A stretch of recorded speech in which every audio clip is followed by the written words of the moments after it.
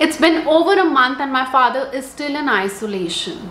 Hi guys, I'm Shivani Trehan, and in this video I'm going to be telling you my experience as a coronavirus patient caretaker. In this video I'm going to be talking about the patient's symptoms and how he got coronavirus, the COVID test, all his medication, allopathic, ayurvedic, homeopathic, all the supplementation that was done, all the home remedies that we did, if the patient had to be hospitalized or not, what all you should have at home in case you have a COVID patient in home isolation, how to take care of yourself as well as a COVID patient caretaker, and the role of the government.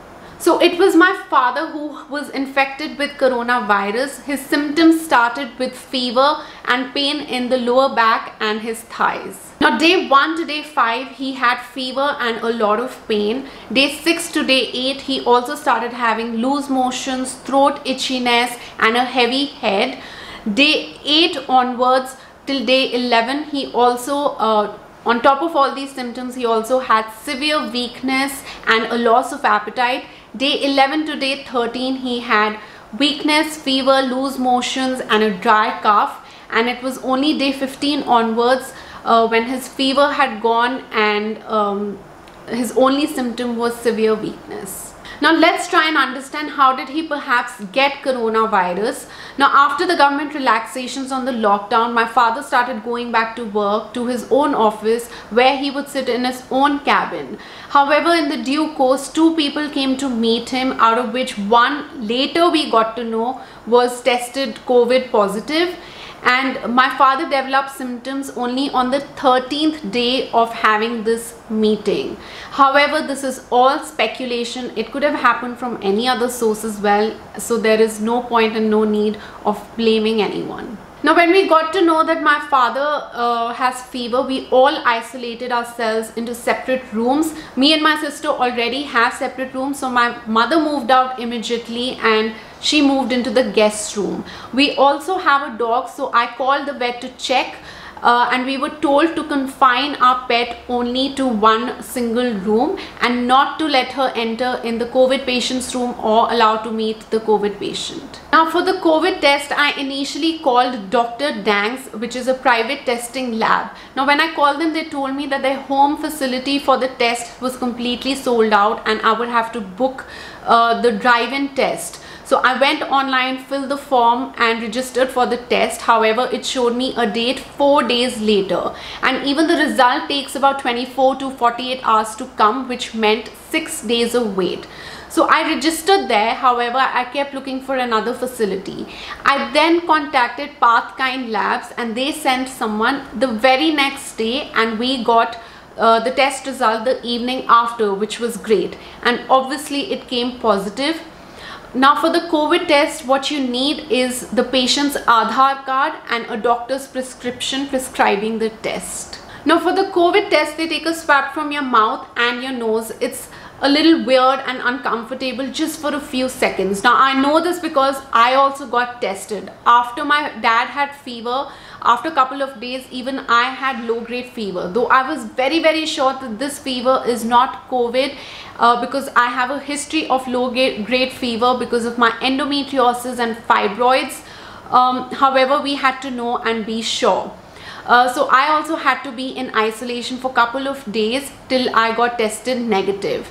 I have a separate video on endometriosis in case you want to watch that on my YouTube channel. Now the first step that we took was to have a doctor who was savvy with WhatsApp and video calling. Now at this point I would like to clarify that no matter what information is present online and no matter what people would tell us or will tell you, we always had a treating doctor on board who would prescribe us all the medications from day 1.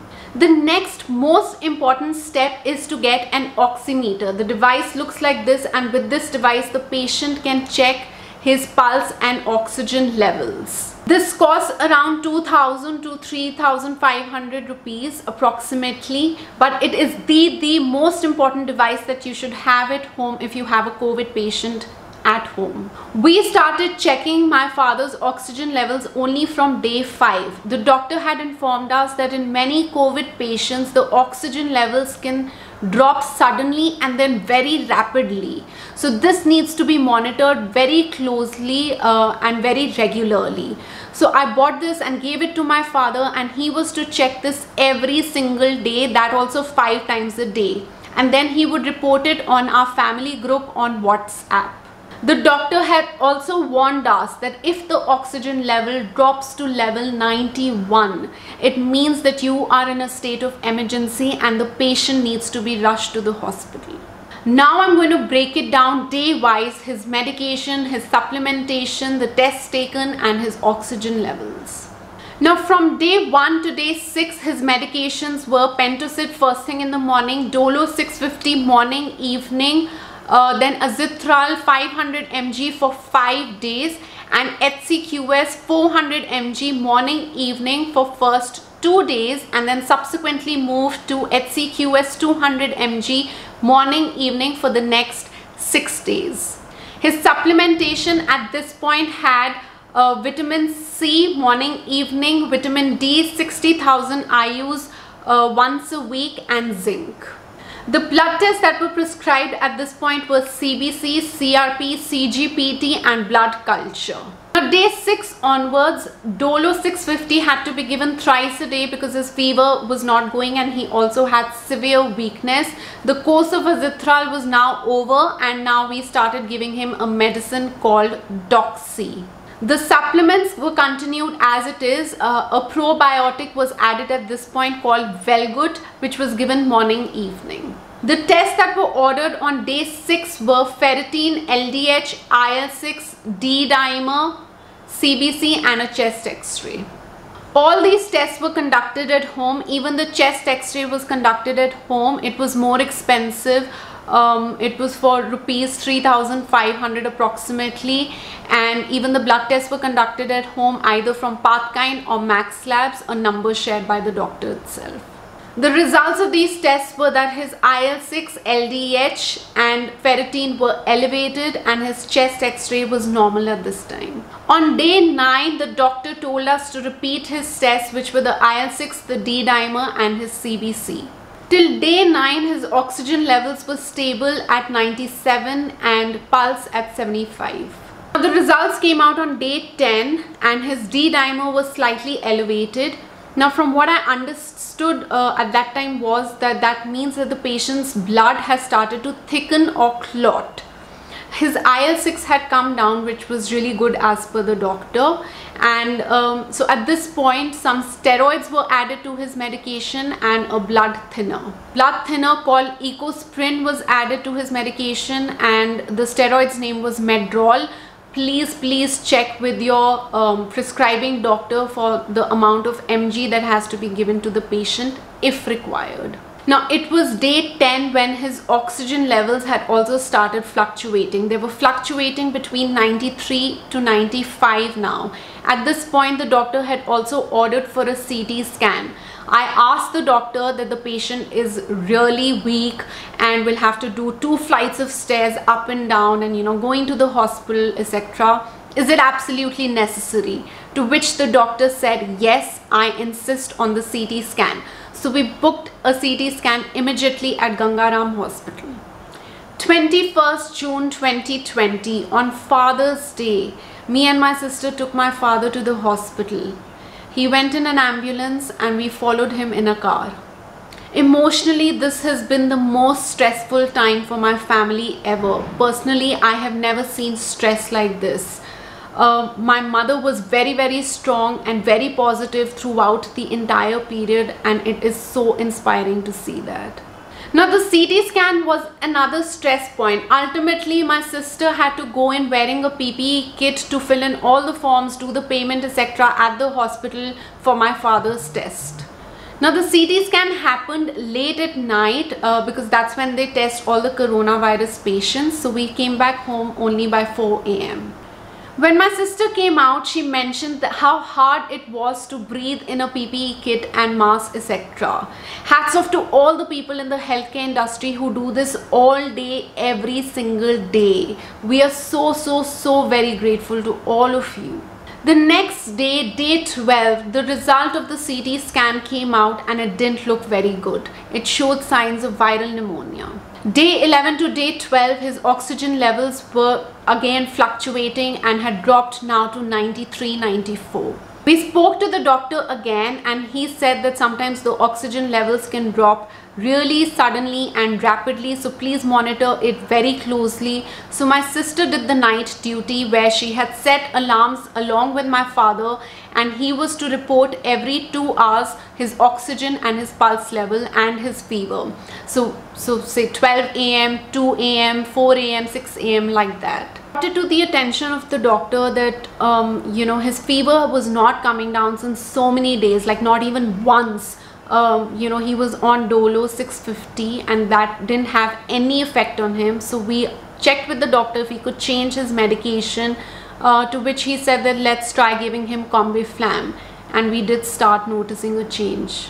On the 13th day, his fever had dropped, which was great news, but also his oxygen level had now dropped to 92. This is when we panicked and we called the doctor again. I had already luckily arranged for an oxygen cylinder at home by then. The doctor then advised us to give him some oxygen in the evening. My sister again dressed in a PPE kit, face shield, mask, gloves, lifted a 10 kg heavy cylinder, oxygen cylinder, went in the COVID room to give my father oxygen. We gave this at level 5 for a period of 2 hours. Once done, his oxygen level rose to 97. However, another doctor educated me that you need to check his oxygen levels without the cylinder, because that will give you an indication of the real levels and not an elevated level because you've given him oxygen from the cylinder. And that's exactly what happened. After 2 hours, his level came back to 92. We were then told by the doctor to give him oxygen at level 2 every 2 hours throughout the night. So my sister, again in the PPE kit, went inside the COVID room every 2 hours to give him oxygen. We were also told for viral pneumonia that if the patient sleeps or lies down on his belly, it helps a lot. So with every time my sister would talk to him on the phone or would enter the room, she would always remind him to do that as well. Now, to answer your question whether he was hospitalized or not, on 14th morning, we as a family decided that we should take him to the hospital because we did not want to be in a state of emergency that the oxygen level drops to 91 and we are just rushing. Also, my sister entering the COVID room every time sounded and seemed very risky. We felt that this was the right move to make. Now, before I go any further, I would like to finish the point of medications at home. From day 8 onwards, I was also in touch with a homeopathic doctor. So alongside his allopathic medicines, we also gave him homeopathic medicines. So for example, for his fever, he was also having Bryonia 30, and like that, there were several other homeopathic medicines that were given to him basis his symptoms. Personally, we felt that the homeopathic medicines were really suiting him and were helping him heal. Alongside, we were also giving him Ayurvedic medicines, which were Ayush Khwat and Ashwagandha tablets. For home remedies, we were making him have Giloy juice in the morning. He was meant to do 2 to 3 times a day of steam inhalations. Also 2 to 3 times a day he was supposed to do gargles with hot water with turmeric and salt in it. And we were also giving him a home concoction popularly known as Kada.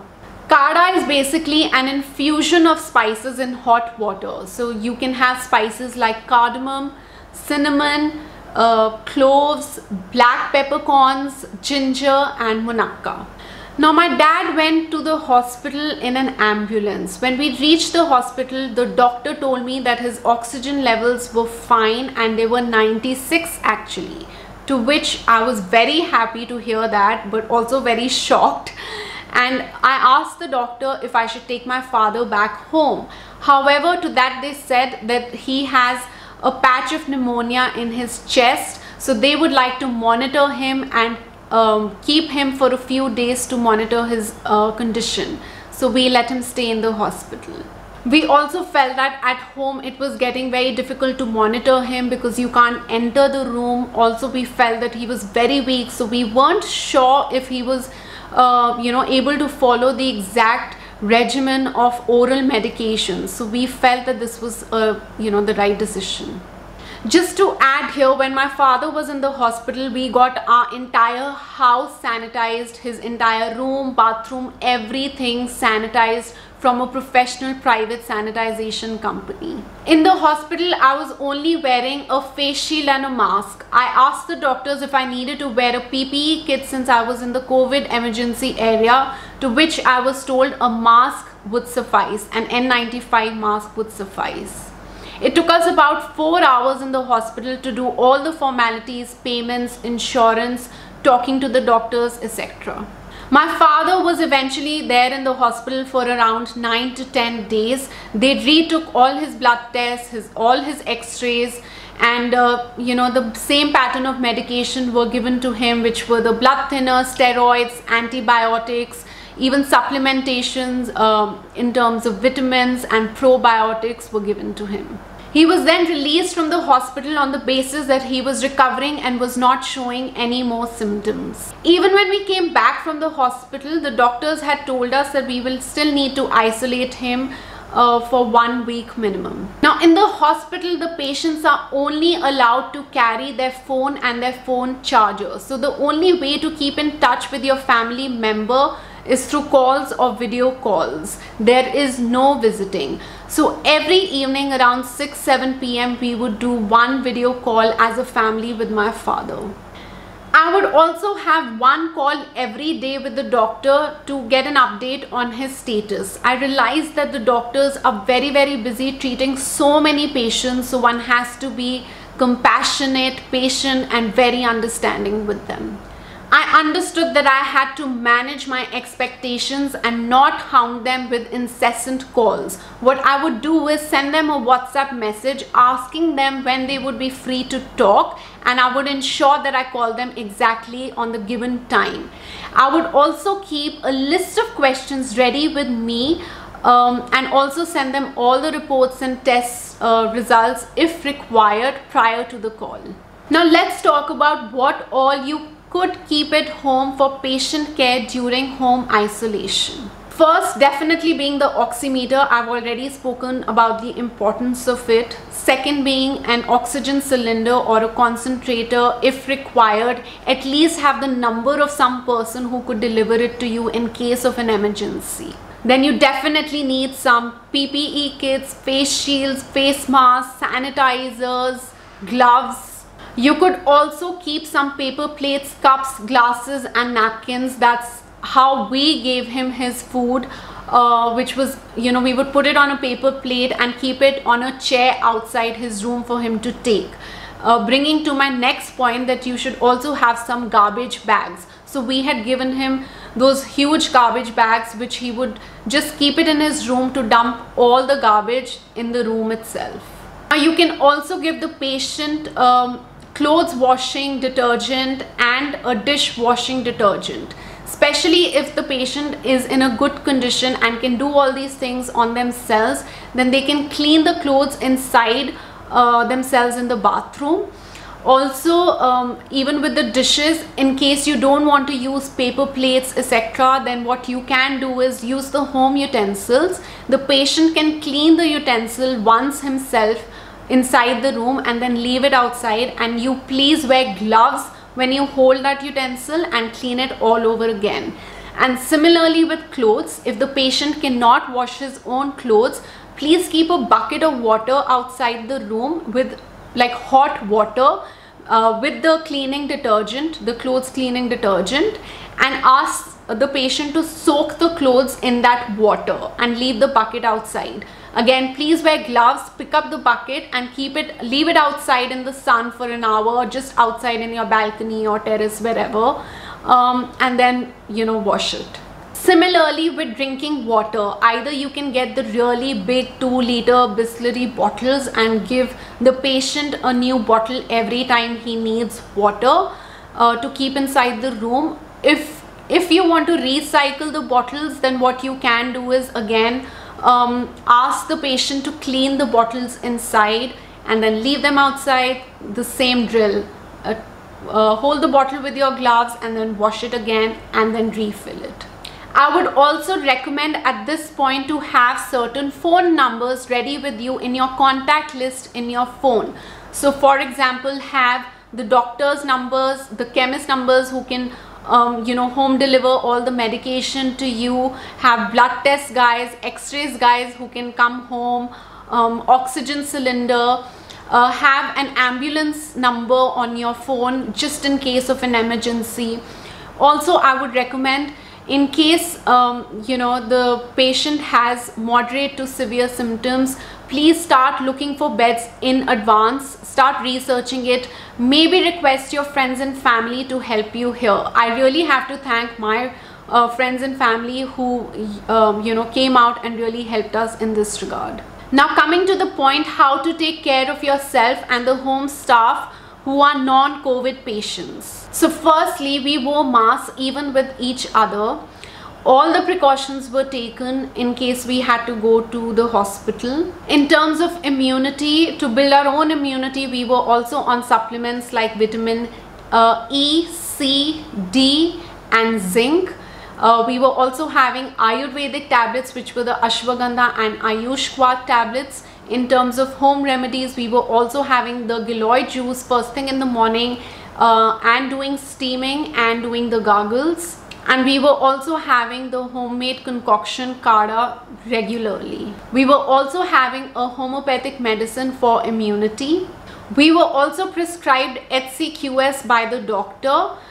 So we were given HCQS 400 mg morning evening for the first 2 days, and then subsequently we were asked to move on to HCQS 200 mg for morning evening once a week for the next 6 weeks.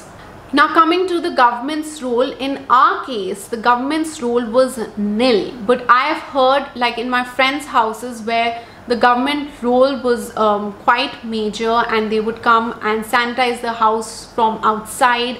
They would call and check up regularly. They would make you download the government app.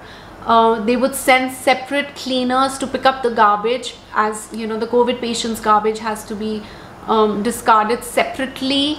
And they would label your house as the COVID house.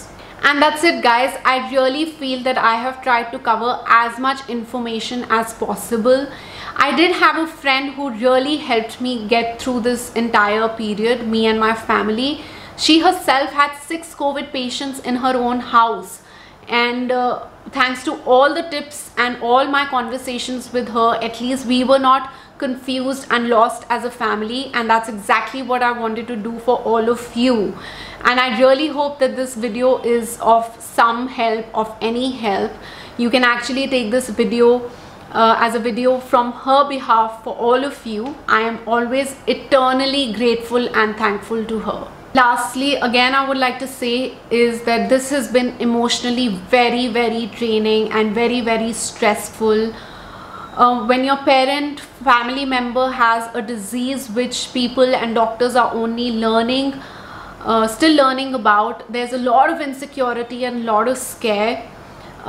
Please do not take this lightly, and I would recommend that you take all the necessary precautions to keep yourself safe and all your family members safe. There is one last tip that I would like to give to all of you. This is something that we did personally, which was to maintain an Excel sheet. Now this Excel sheet had the details day wise of the patient's symptoms, his fever, oxygen levels, medication, day by day. Every single detail was mentioned on it. This helped me to be on top of things every time the doctor would call me. I also shared this Excel sheet with the hospital doctors, and they complimented us, saying that, you know, they've not seen this level of information and detail ever before. And they also said that this shows the level of care that, you know, you have for your family member. Guys, please be kind, be compassionate, be loving towards one another. I would at this point really like to thank my friends and family, all the doctors who got involved, the hospital guys, the testing guys, the ambulance people, everyone. Everyone was so encouraging and so positive and really helped us to get through this difficult time. Thank you so much. We are so very grateful. It's been more than a month now. My father is fine, recovering, and has no symptoms. However, we just got a test done recently and he is still testing positive. So it's been over a month and he is still in isolation. However, we are really grateful and thankful that he is fine, and that is what is the most important thing. I hope this video helps you. Lots of love. Bye.